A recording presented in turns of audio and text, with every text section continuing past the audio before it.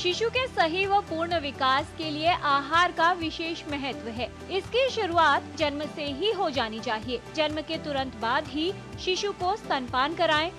जन्म के 1 घंटे के अंदर स्तनपान अवश्य शुरू कर देना चाहिए। 6 महीने की आयु तक माँ का दूध ही पिलाना चाहिए। शिशु के लिए संपूर्ण आहार होता है माँ का दूध। माँ के दूध के अलावा शिशु को कुछ भी देने की आवश्यकता नहीं होती। 6 महीने की आयु के बाद माँ के दूध के साथ पूरक आहार भी दें। 6 महीने से शिशु के पोषण की आवश्यकता बढ़ जाती है, इसलिए माँ के दूध के अलावा ऊपरी आहार अर्थात पूरक आहार की आवश्यकता होती है। शुरुआत में नरम फल, खीर व खिचड़ी जैसा आहार दे सकते हैं, जिससे चबाना और धीरे धीरे निगलना आसान होता है। पूरक आहार देने के साथ स्तनपान भी जारी रखना चाहिए। माँ का दूध बच्चे को 2 साल तक पिलाया जा सकता है। 6 महीने की आयु से संपूरक आहार देने से कुपोषण से बचाव होता है और स्वास्थ्य बेहतर बनता है। स्वस्थ हो शिशु का जीवन और बेहतर हो विकास, इसके लिए रखें शिशु के पोषण का विशेष ध्यान।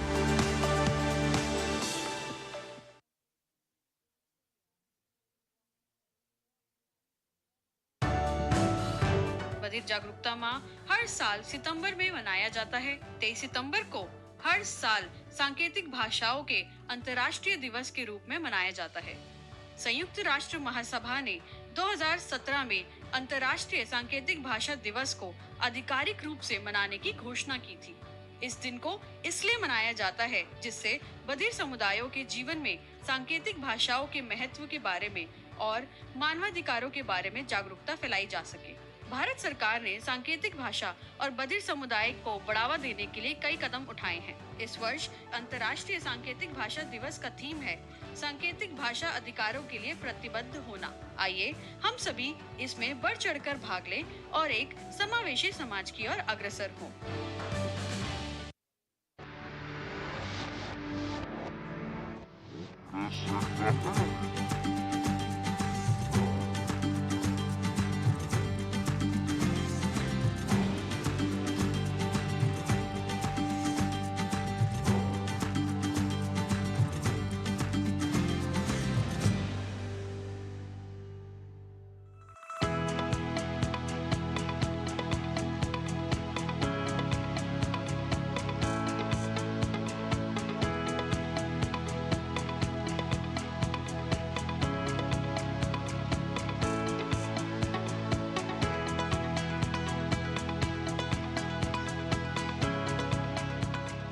क्या बोले हरियाणा के लिए हम पहुंचे हैं हरियाणा के शहर रोहतक में।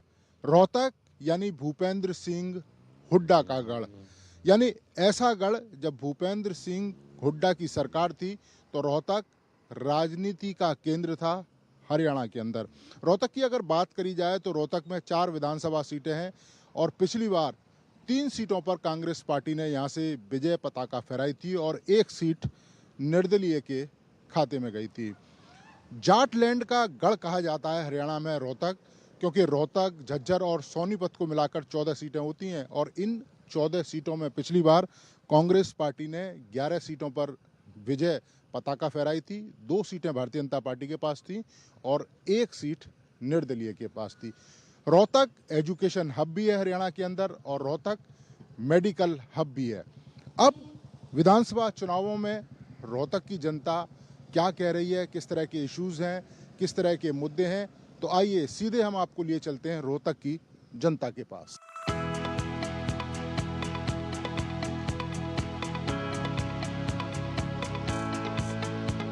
रोहतक की जनता का हाल जानने के लिए हम खुद उनके बीच में पहुंचे हैं। रोहतक के एक पार्क में हैं जहां पर आप देखें जो महिलाएं हैं वो यहां पर बैठी हैं। शाम का समय है और घर गृहस्थी के तमाम कार्यों को करने के बाद महिलाएं पार्क पहुंचती हैं और उन्हीं से हम बात करने की कोशिश करते हैं। मैडम, किस तरह का रोहतक होना चाहिए? चुनाव भी चल रहे हैं, तमाम वायदे भी कर रहे हैं लोग। जी, रोहतक एक बिल्कुल साफ सुथरा और शांत होना चाहिए। किसी भी तरह का कोई उपद्रव नहीं होना चाहिए। हम ऐसा रोहतक चाहते हैं। तो पहले क्या 10 साल पहले उपद्रव होते? हुड्डा सरकार तो कह रही है कि बहुत काम किया था रोहतक में। देखो जी, उस समय तो एक जो रेडी वाला है ना, उसकी रेडी पे भी लूटपाट हो जाती थी। सब्जी के लिए अगर कोई खड़ा है ना, या केले लेने के लिए कोई खड़ा है, कैसे दिए, इतना भाव, उसकी रेडी पलट देते थे।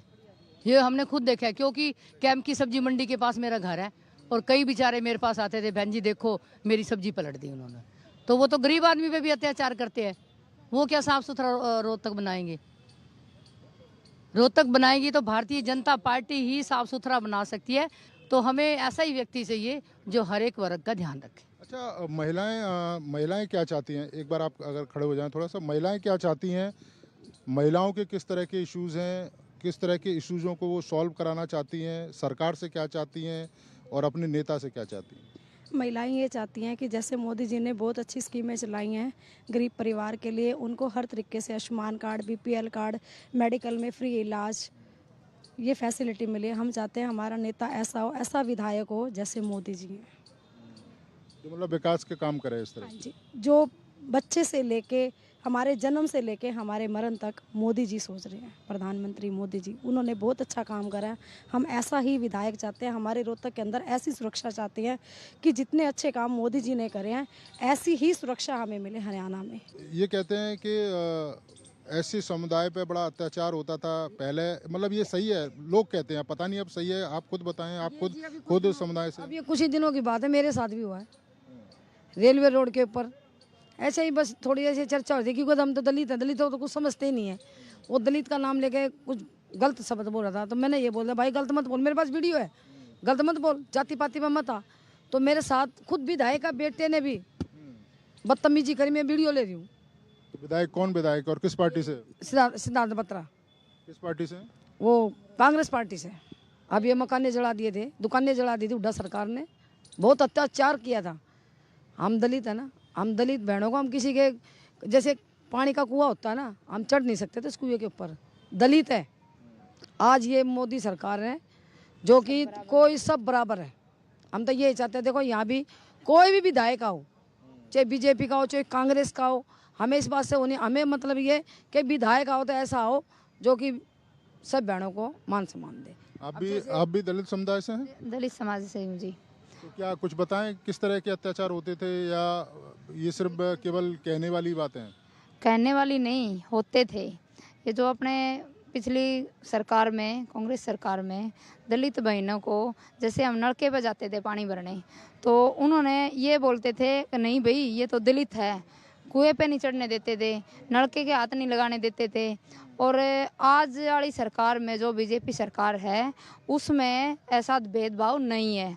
तो वो कहते हैं बिल्कुल सभी मान सम्मान, सभी जो दलित समाज हो चाहे कोई भी समाज हो, बिल्कुल मान सम्मान बराबर मिल रहा है इस पार्टी में।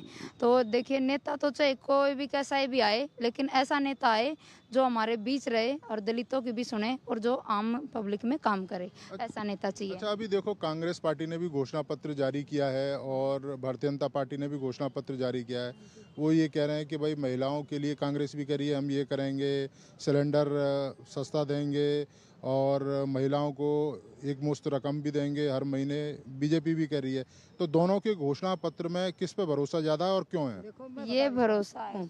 अब ये पिछले इलेक्शन गए, दलित बहनों को घर घर जा जाके बहकाया कि तुम्हारे को 8,500 रुपये तुम्हारे खाते में डालेंगे, 1 लाख रुपया तुम्हारे 1 साल का खाता में टका ये राहुल गांधी ने बोला तुम्हारे खाते। हम सब बहनें मतलब पागल कर दिए, गरीब बहनें। आज तक एक पैसा नहीं आया, सब ना फार्म भरा, फार्म ले सबसे फार्म भरवाए, आज तक एक पैसा नहीं आ लिया।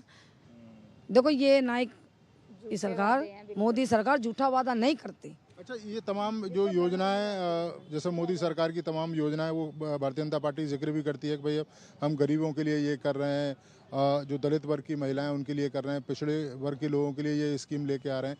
तो ये तमाम जो वायदे भारतीय जनता पार्टी करती है उसका लाभ आप लोगों को मिलता है या केवल वायदे ही हैं? नहीं, सब मिलता है हमें लाभ, जो वादे किए वो पूरे भी किए हैं। सिलेंडर चूल्हा फ्री दे है और राशन फ्री दे रहा है, तेल फ्री दे रहा है, चीनी फ्री दे रहा है, सब सुविधा पूरी दे रहा है। जो बोलता है वो करता है मोदी, गरीबों के लिए बहुत अच्छा है। हाँ जी, हाँ जी, आप कुछ कहना चाह रही हैं? अभी आपने वो घोषणा पत्र के बारे में बात की थी। 2004 से लेकर 2014 तक कांग्रेस सरकार रही थी, तो 700 रुपये केवल पेंशन थी। तो 14 से लेकर अब 24 तक भारतीय जनता पार्टी के नरेंद्र मोदी जी ने 3,000 पेंशन कर दी है। तो अब कितना फायदा हुआ है उससे महिलाओं को? 2700 रुपये का फ़ायदा, इनको 2300 रुपये का फ़ायदा हो गया महिलाओं को। 3000 में तो बहुत कुछ हो जाता है। और अब ये लोग बोल रहे हैं हम 6000 कर देंगे। ये लोग 6000 कहाँ से कर देंगे जब 10 साल में तो तुमने 300 रुपये नहीं बढ़ाया, और अब तुम 3000 कहाँ से बढ़ा दोगे। और हमें ऐसे किसी भी सरकार से प्रलोभन चाहिए भी नहीं। ऐसा नहीं चाहिए कि देश भी हमारा कर्जदार हो जाए। हमें इतना चाहिए जो हमें जैनवन रोज दिनचर्या में हमारे को चाहिए। हमें इतना नहीं चाहिए कि 6000 ले लेंगे। हमने देश को कर्जदार नहीं बनाना। हमने इतना रखना है जिसमें हमारी रोजी रोटी चल जाए, इसी में हम संतुष्ट हैं। तो ये आपने देखा, ये महिलाएं हैं रोहतक की, और जो बता रही थी कि किस तरीके से जो केंद्र सरकार की योजना है उसका लाभ भी मिलता है। चुनाव भी चल रहे हैं, कई तरह के इश्यूज भी इन्होंने बताए कि जैसे पहले कांग्रेस सरकार में कई तरह के अत्याचार होते थे, खासतौर से दलित महिलाएं भी हमारे साथ थी जिन्होंने बताया था कि जिस समय यहाँ पर हुड्डा सरकार थी तो उनके साथ किस तरह का भेदभाव होता था, यहाँ तक कि छुआछूत की कई सारी जो घटनाएं होती थी। लेकिन इनका ये मानना है कि पिछले 10 साल में बदलाव हुआ है, उनके साथ इस तरह की घटनाएं नहीं हो रही हैं, और वो ये चाहते हैं कि विकास की जो गति बनी हुई है वो इसी तरह से गति आगे भी बनी रहे, और महिलाओं के लिए जिस तरीके से काम हो रहे हैं वो काम आगे भी होते रहने चाहिए। कुछ और लोगों से हम बात करवाएंगे, ये तो महिलाएं थीं, कुछ और रोहतक के लोगों से बात करवाएंगे और जानेंगे कि उनके किस तरह के इश्यूज़ हैं, उनके किस तरह के मुद्दे हैं।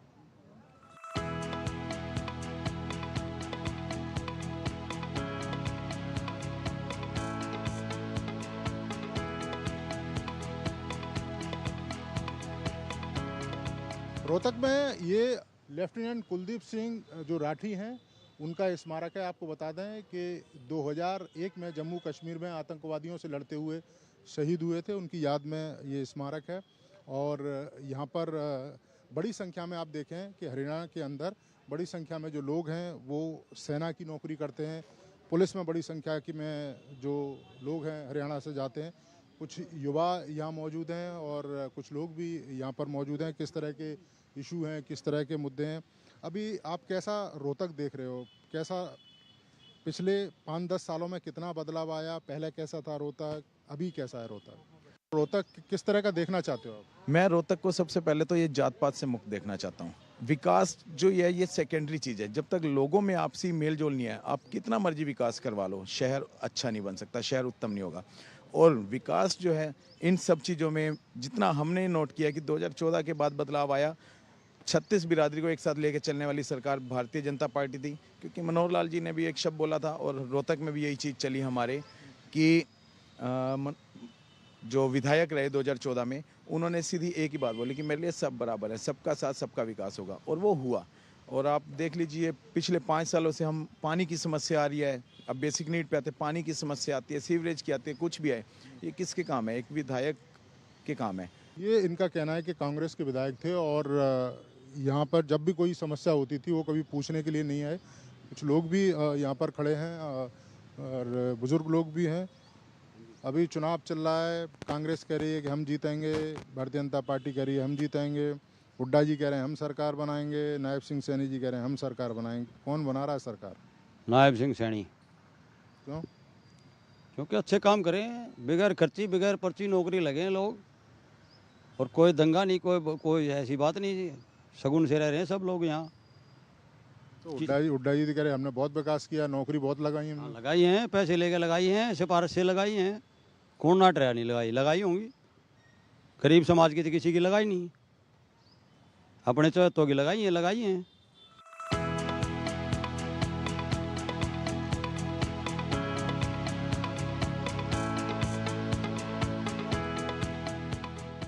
समाज के अलग अलग वर्गों से हम राय जानने की कोशिश कर रहे हैं कि रोहतक के लोग क्या सोच रहे हैं चुनावों को लेकर, किस तरह के इश्यूज हैं, क्या कह रहा है इस बार रोहतक? आम आदमी क्या चाह रहा है, क्या मिलना चाहिए आम आदमी को? आम आदमी को तो ये फ्री की तो कोई भी चीज़ हमें स्वीकार नहीं है। अगर हमारे घर में आटा नहीं है, शाम को हम खाने के लिए कहीं ना कहीं हाथ पैर मारेंगे। अगर हमारे को सुविधा मिल जाएगी तो हम कड्डे में वैसे ही बना देंगे, हमारे को गरीब को और गरीब बनाते चले जाएंगे ये लोग। तो वो कह रहे हैं कि भाई जो बुजुर्ग है उसको पेंशन देंगे, किसानों को MSP पे फसल देंगे, 300 यूनिट बिजली फ्री देंगे, 2000 रुपये अलग से देंगे, नौकरी देंगे, इतने तो वायदे कर रही है कांग्रेस। अरे वायदे तो 10 साल पहले अगर ये कर जाते इसको हराने वाला कौन था? क्या स्थिति है? रोहतक कितना बदलाव आपको दिखाई दे रहा है? पिछले 8-10 सालों कुछ बदला है या ऐसे ही है? अरे बदला तो है, मगर पूंजीपतियों का बदलाव हुआ है। आम आदमी का तो आप ये देखिए, जब ओम प्रकाश चौटाला जी जब 2002 में थे तो 5-4 हजार रुपये गज शहर में सिटी में मिल जाती थी जमीन। भूपेंद्र हुड्डा आने के बाद तो जितने का पूरा प्लॉट उतने का तो गज कर दिया इन्होंने। हम कहाँ तक इसको देखें, कहाँ तक इसके वो करें हम, किस लिए? अब ये प्लाटों का जो सोच की जो प्लाट की जो घोषणा है, अब इन्होंने क्या पंचायती जमीनों में काट दिया, वहाँ सरपंचों ने बैठने नहीं दिया, लोगों को दौड़ा दिया। अगर अकेले एक्वायरमेंट करके उसको प्लॉट काटता तो हम मानते कि ये हमारे पक्ष में है। तो मतलब जो हुड्डा जी प्लॉट की बात कर रही है कांग्रेस पार्टी, वो ऐसी दिखावा तो वैसे ही है। कितने मकान बने बताइए आप? अब नरेंद्र मोदी जी हैं राष्ट्रीय लेवल पे, हमें शान से आज कह रहे कि हम हिंदू हैं, नहीं तो ये उसमें भी हमें डर लगता था। तो ये आपने देखा कि आम आदमी है, और यही कारण है कि हम आम आदमी के पास पहुंच रहे हैं। ऑटो में बैठे थे और हमने जानने की कोशिश करी कि किस तरह के इश्यूज़ हैं। तो इनका ये कहना है कि दिखावा है, कांग्रेस पार्टी जो घोषणाओं में वायदे करती है वो पूरे नहीं होते और उसका खामियाजा आम लोगों को उठाना पड़ता है। कुछ और लोगों से भी बात करवाएंगे और आम लोगों के जो मुद्दे हैं वो हम आपको दिखवाएंगे।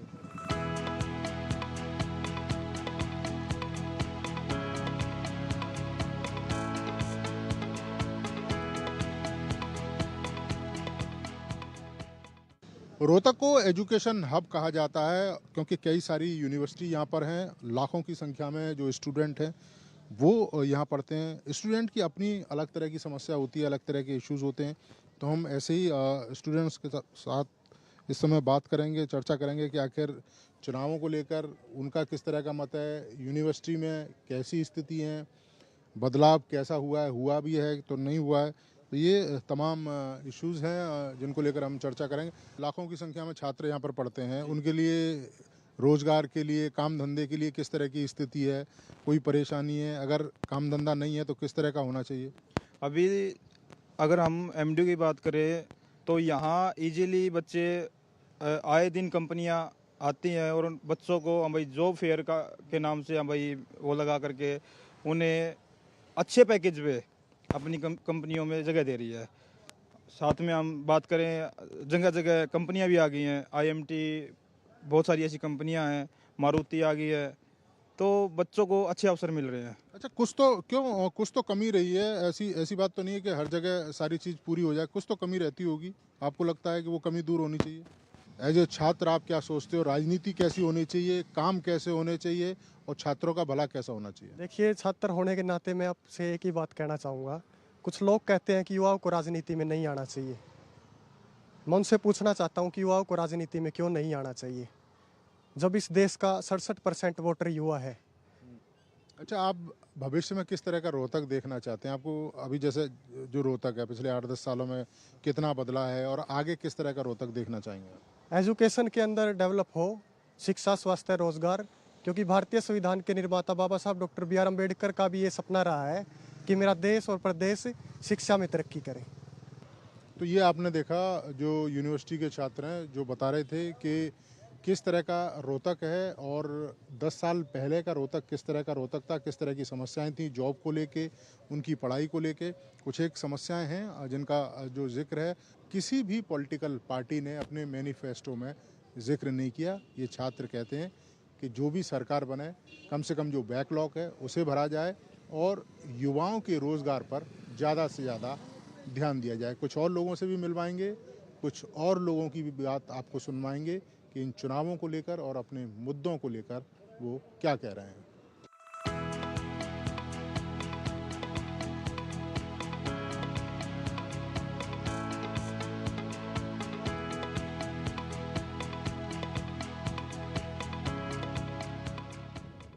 रोहतक शहर के बाद हम आपको लिए चलते हैं गढ़ी सांपला किलोई।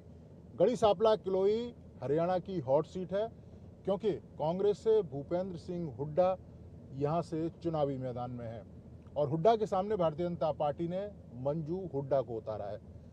हुड्डा यहाँ से 5 बार चुनाव जीत चुके हैं और 6ठी बार अपनी किस्मत आजमा रहे हैं। हालांकि जेजेपी, इसके अलावा आम आदमी पार्टी ने भी अपने उम्मीदवार यहाँ पर गढ़ी सांवला किलोई से उतारे हैं, लेकिन जो मुख्य मुकाबला है वो हुड्डा वर्सेस हुड्डा है, यानी कि भूपेंद्र सिंह हुड्डा वर्सेस मंजू हुड्डा। गढ़ी सांवला इसलिए भी महत्वपूर्ण है कि जाटों के सबसे बड़े नेता सर छोटू राम की ये जन्मस्थली है।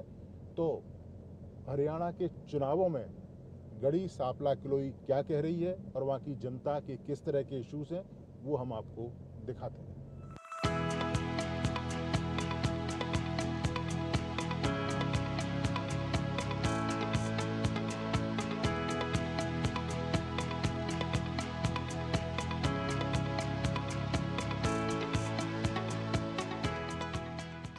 इस समय हम गढ़ी सांवला किलोई में हैं और कुछ लोग यहाँ पर बैठे हुए हैं। चुनावी चर्चा भी चल रही है, चुनाव भी चल रहा है। लोगों के अलग अलग तरह के मत हैं, अलग अलग तरह की राय हैं चुनावों को लेकर। कौन सी पार्टी जीतेगी, कौन सी पार्टी हारेगी, कौन सा उम्मीदवार जीतेगा, कौन सा उम्मीदवार हारेगा, ये तमाम लोग चर्चा कर रहे हैं। इस बार क्या कह रहा है गढ़ी सांवला किलोई, क्या कह रहा था वो? किलोई में जी खिंच का मुकाबला है, कोई उसमें नहीं है। आने है पहले संघर्ष ना करा करते भी संघर्ष करना पड़ेगा कांग्रेस ने। बीजेपी तो मंजू हुड्डा है और या दीपेंद्र हुड्डा है, इन्हीं में मुकाबला है। पहले तो ये आ ना करते, घर आई भी हाथ पर जोड़नी पड़ेगी। ये 50-50 का है। पहले मतलब आते ही नहीं थे, बस टिकट आज तो अब तक भी नहीं आया है, जीते पीछे। अरे भी कहने यो क्या नाम है, सीएम घोषित भी नहीं करा। इसे और वो लोग घटेगा कांग्रेस का, ये है। तो ये कह रहे हैं सीएम घोषित नहीं करा, उससे कुछ फर्क पड़ेगा या आपको लग रहा है कुछ और बदलाव है? उससे कोई फर्क नहीं पड़ना जी। इस बार रुझान बोल रहा हाल हरियाणा का। हुड्डा के फ्योर में कांग्रेस का राज हरियाणा में आने के 99% चांस है। ये नहीं कि हम किसी पार्टी का बंद रहे हैं, कोई पार्टी का नहीं बंद रहे, लेकिन रुझान बता रहे हैं, रुझान बता रहे हैं। तो कह रहे हैं कि बहुत कड़ा मुकाबला है। वो इनकी खुद की सोच होगी भाई, हर इंसान अपने दिमाग से चलता है, वही इनको दिखता वो ये बता रहे हैं। हमने किसी पार्टी से द्वेष नहीं, लेकिन इस बार रुझान है।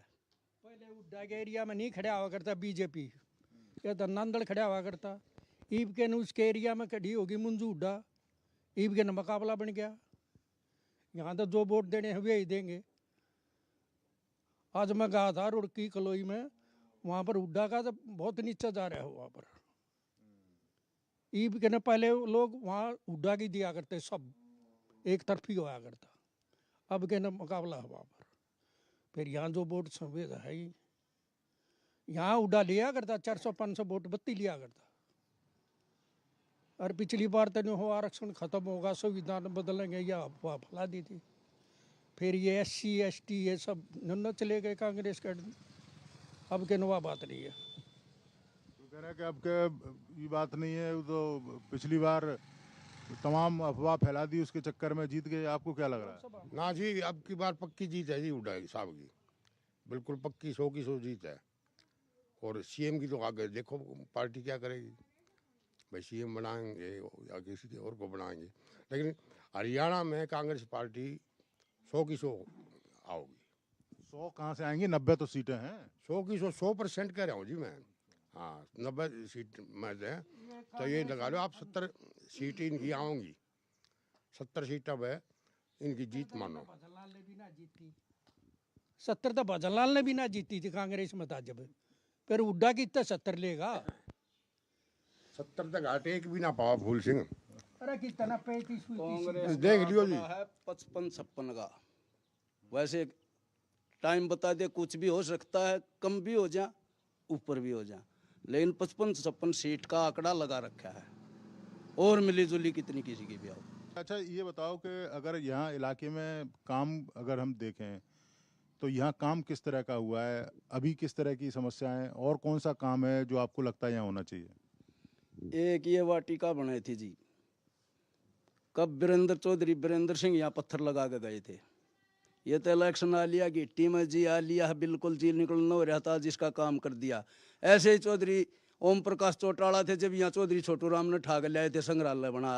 ये पूरा हरियाणा ये भी कहता पीछे ये दबाव दे दिया था सब कुछ के उड्डान तो सब कुछ रोहतक में किया है, सब कुछ रोहतक में किया है। अब ये आगे हम भी कई सारी जगह पर गए और लोगों से बात भी करी, तो उनका ये कहना है कि जो नौकरियां दी जाती थी तो ज़्यादातर रोहतक सोनीपत इसी इलाके के लोगों को लगती थी। क्या मतलब ये सही है ये बात? ना जी ये सही नहीं है। पूरे हरियाणा में नौकरी मिल रही है, पूरे हरियाणा में नौकरी मिल रही है। उस पर नौकरी बात ऐसी है जी, जो ओरिजिनल बात बताई जाएगी वो है जो मेरे गांव में बीजेपी के राज में इनमें एक खासियत है, मन ने कोई पार्टी से किसी से लेना देना नहीं है। बीजेपी के राज में हमारे गांव के वे लड़के लगे हैं जिनका 10 रुपये कहीं देने के नहीं थे। इस चीज़ ने हम कहेंगे चाहे वे भी फिर रहे हों, लेकिन यह ओरिजिनल की थी कि नंबरों के आधार पर नौकरी दी गई है। और जब ये कि मैं बाथड़ा दे रहे हूँ तो उस चीज़ का हमारे को पता नहीं। पहले क्या मतलब पर्ची खर्ची जब बहरे भी होए भर्ती कोई टेस्ट नहीं होए उन मनी हुए कर जाते दे दिया यो अपना कार्य पानी ये करता है ये लगा दिया। बीजेपी के राज में हमारे गांव में 42 बालक लाग रहे, कोई प्रतिजी की रोहतक की अप्रोच नहीं हुए बालक लाग रहे। नौकरी में कोई नहीं मेरिट से हिसाब से लिए नौकरी। अच्छा, आम आदमी पार्टी भी खड़ी हुई है, क्या लग रहा है आम आदमी पार्टी का? आम आदमी पार्टी का कोई जनाधार नहीं है जी। अब तो नई पार्टी है जी, देखो आगे क्या होगा। अब कुछ नहीं है जी। केजरीवाल तो यहीं के हैं, हरियाणा के हैं जी वो पार्टी के, लेकिन इस पार्टी का अभी कोई वजूद नहीं है। हाँ अभी नहीं है जी। अब तो भाजपा की और कांग्रेस की टक्कर है। हाँ बस ये है। तो ये था रोहतक का हाल, रोहतक के मुद्दे, रोहतक के लोगों की आवाज़, रोहतक के शहर से लेकर गांव तक की जो आवाज़ है लोगों की वो हमने दिखाई। क्या बोले हरियाणा में लोगों ने बताया कि किस किस तरह के उनके इश्यूज़ हैं, किस तरह के उनके मुद्दे हैं, वो क्या चाहते हैं अपने नेताओं से, क्या चाहते हैं सरकार से। फिर किसी दूसरे शहर में, किसी दूसरे ज़िले में, किसी दूसरी विधानसभा में वहाँ के लोगों की हाल, वहाँ के लोगों के मुद्दे और वहाँ के लोग क्या चाहते हैं अपने नेताओं से, ये हम आपको दिखाएंगे। तब तक आप मुझे और मेरे कैमरामैन जगमोहन को दीजिए इजाज़त। नमस्कार।